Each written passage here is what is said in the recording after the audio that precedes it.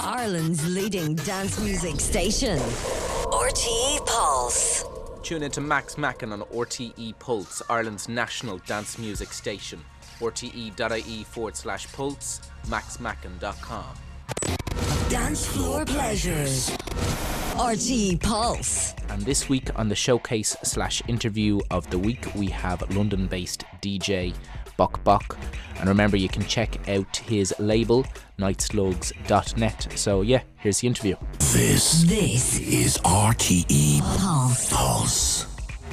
Looking back on 2011, how was that as a year for you? Yeah, 2011 was cool. I've got out 2 releases, which I'm really proud of, and I travelled so much. Pretty much every weekend I had 2 shows somewhere or other. So it was a crazy year. It was really busy. It was good, but I wanted to slow things down a bit, because in 2010 we did almost a release a month. I think it worked out as plus a CD compilation. So it's like it was really, really insane. A conscious effort to actually slow things down a little bit.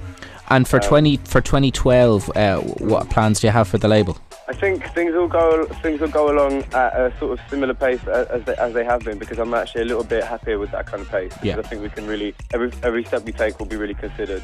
There'll be an album release from Jam City, which is going to be really exciting, which is all happening now. So we're just kind of getting that ready and lined up. And then they'll be continuing, both for the white label series and the EP series are going to be continuing. So there'll be releases from the usual suspects, basically. But we're just going to keep going at it at a kind of slow but steady pace.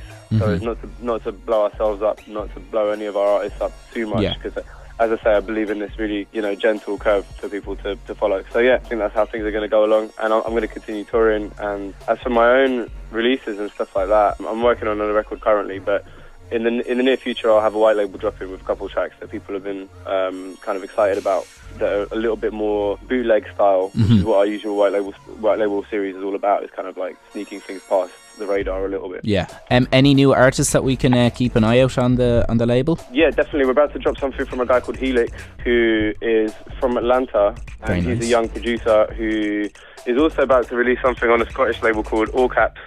But we'll be releasing a track called Drum Track by Helix, again on the white label series. So that's going to be vinyl only for now, and then there might be some digi later on as part of All Stars compilation or something like that. But yeah, this release from Helix, I'm quite excited about it, because it's a great track, and it sounds quite UK, and it also sounds a little bit techno and a bit grime at the same time.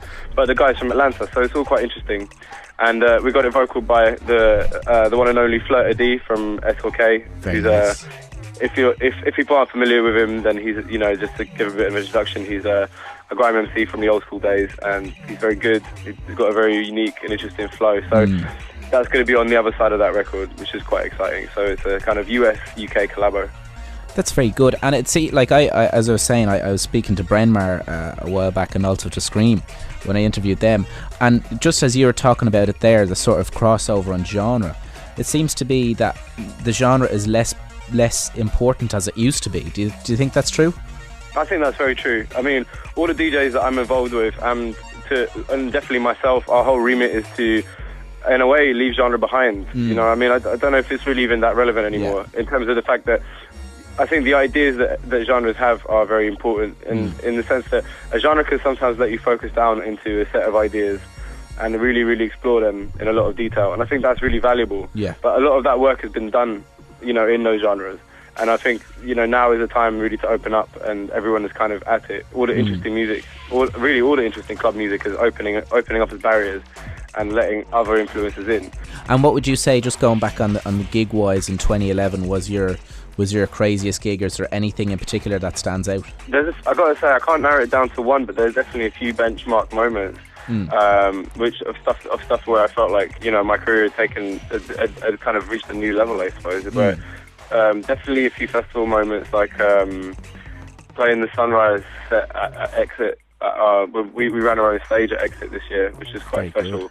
And doing that set was really kind of a beautiful thing. It was me back to back Ben UFO, and the sun came up as we played, which was really special. That's that was fun. What else? I guess Sonar. Me and Elvis played the Sonar this year, and that was quite cool as well. That was my first time doing the official festival. as opposed to off-sonar events, you know, in and around Barcelona. So that was cool as well.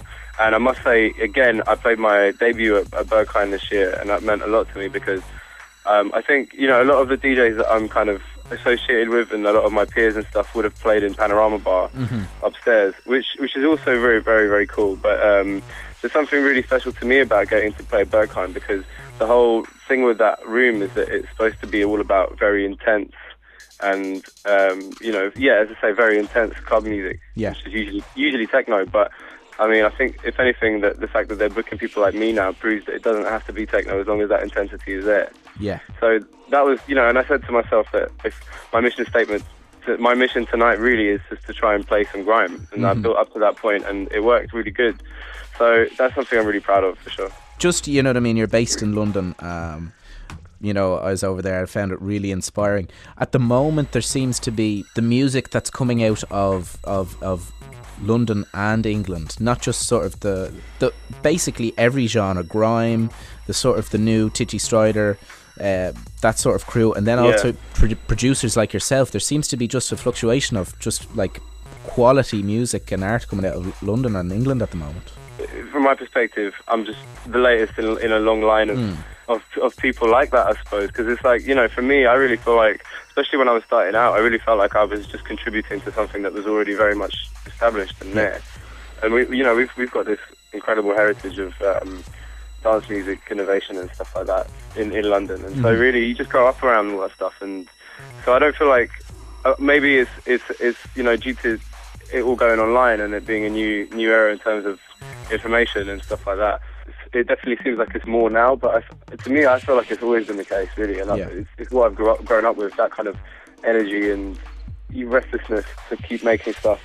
I mean, that's just part of the city, I think, and that's why I can't move anywhere else, really. Can't see that ever really changing, because it's like it's got its upsides and its downsides, but really the energy is here, you know. Within a few months, there'll be another Girl Unit release.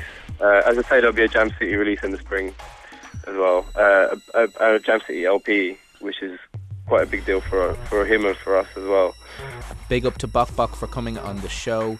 Remember, if you want any more information on the label or on Bok Bok, you can check it out, nightslugs.net. Yeah, this is Bok Bok, and you're looked to Macken on RTE Pulse. 24 hours a day.